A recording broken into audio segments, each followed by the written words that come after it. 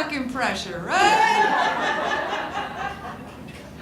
I just want to send out a gentle reminder that March 1st is not my birthday.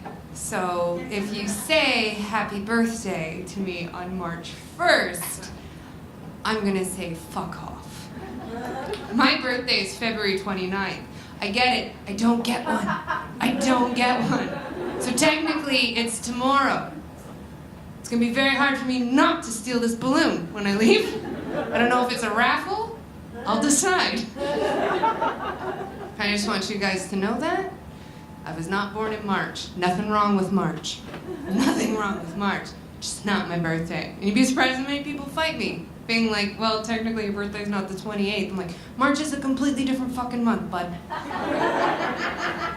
People fight me on when my birthday is. That's how stupid it is. And in fact, March has been, like, do we have anybody here born? This is not a stand-up act, I swear. But is anybody here born in March? Yeah?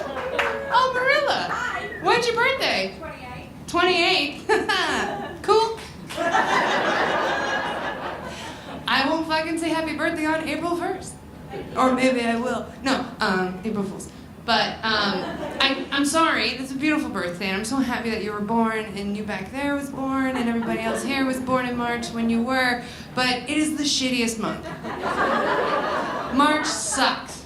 March is awful, right? Because it's that month that here in Canada at least, when you go out, you're just like, oh, it's sunny.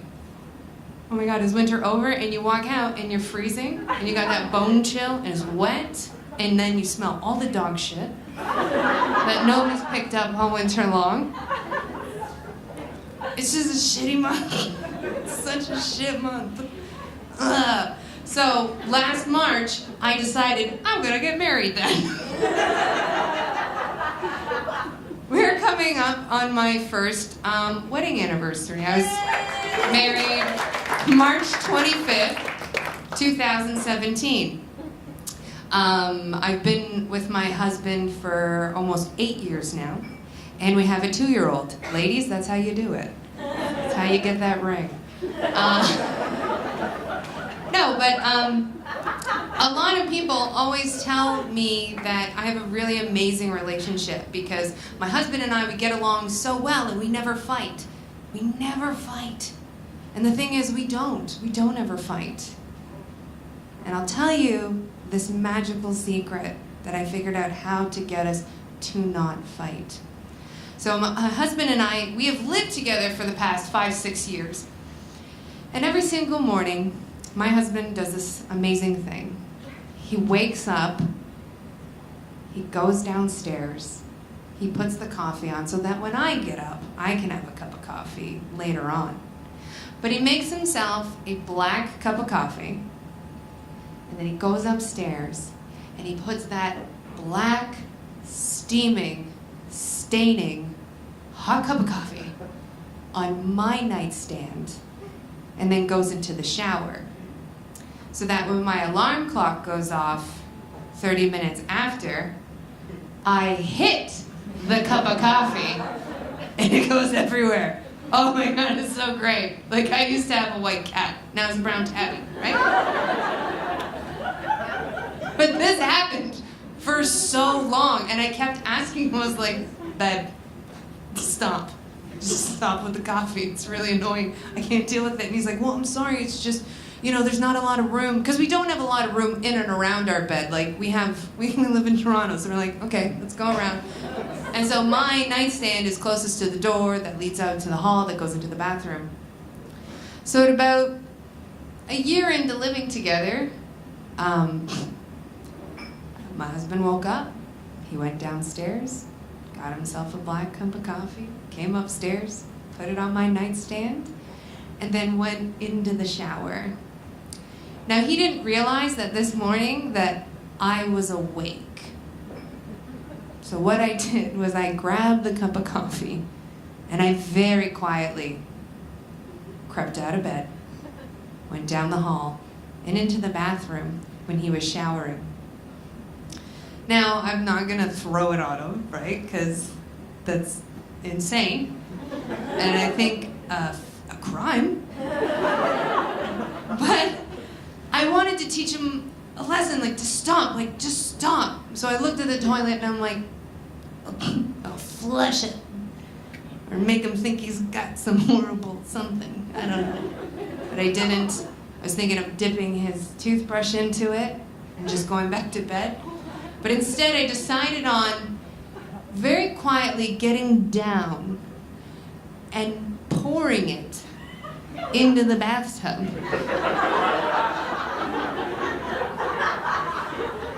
Like, where the tub is. Like, I'm not like splashing it down, like it's just very quietly seeping in, and I'm like, take that. Then all of a sudden he starts screaming. And I'm like, shit, it was too hot, it's on his feet, it's burning his feet. But I got scared, and what do you do when you're scared? You run away.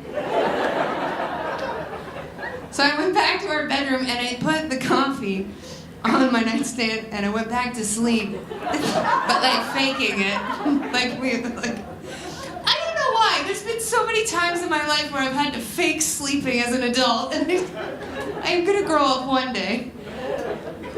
But my husband comes in and like he's white as a ghost. And I pretend to wake up and I'm like,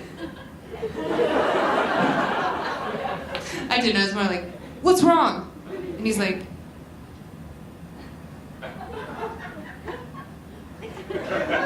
I don't know. Because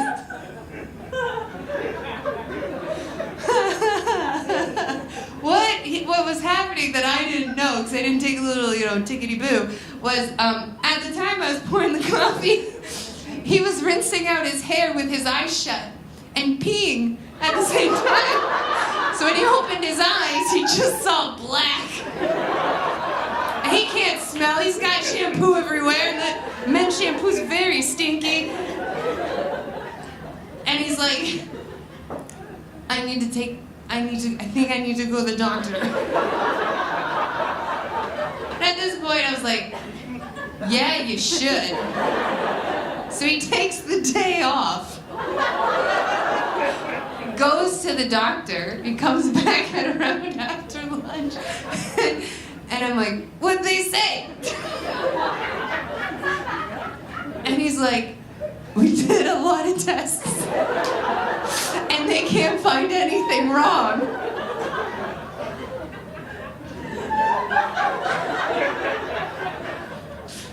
And I haven't told him to this day. Because I figure, right, if you think you're constantly dying, you're not going to fight with people you love. I think that was 5 minutes, unless you want one quick one more. Oh, fuck it, it's my birthday, I'll do it. Just because I like portraying a very violent person, because I'm not. But sometimes. How do you guys feel about the King streetcar pilot? Yeah, I like it, I do, because I don't like how I feel like I've been assaulted by so many people, like by accidentally, because there's no room, because they only have 2 fucking streetcars.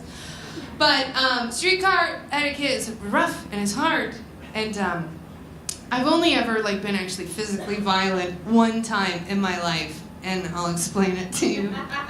So, I was on the TTC, and I was on the streetcar, and I always think it's funny, when you get on the streetcar, you're always met with that sign, like the old ones, I can say that, I know the old ones, you're always met with a sign that says 1 TTC personnel is assaulted every day, and I'm always like, that seems low, right?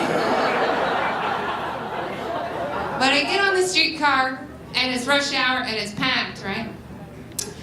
And we're about to come up, we're a couple stops away, and this guy gets on, he does not pay, and he goes to the back of the streetcar, and he's standing on the steps, so every time the streetcar stops, the doors open, he won't get off, so they close, preventing it from going along. So everybody's pissed off at this guy. It's one of those where come on man, fuck off. Everybody's and he's just not, he doesn't care.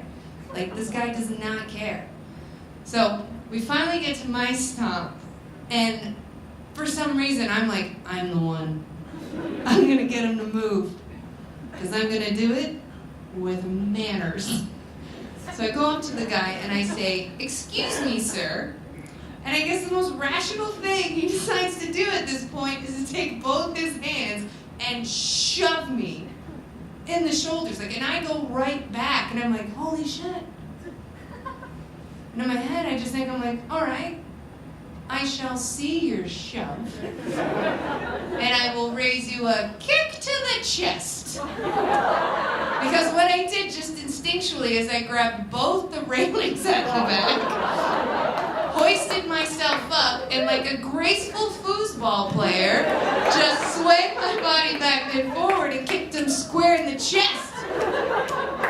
And it was beautiful, right? Because he was standing on the steps, so the doors were open, so he flew right up. Right? And I like stop and I'm like, oh, that was assault. That was full tilt assault. And I'm thinking like, everybody's about to get me and the cops are gonna come, but the whole streetcar starts clapping and cheering. Even the driver's like, thank you. And I was a little hero. A violent little hero. Anyways, thank you so much, guys.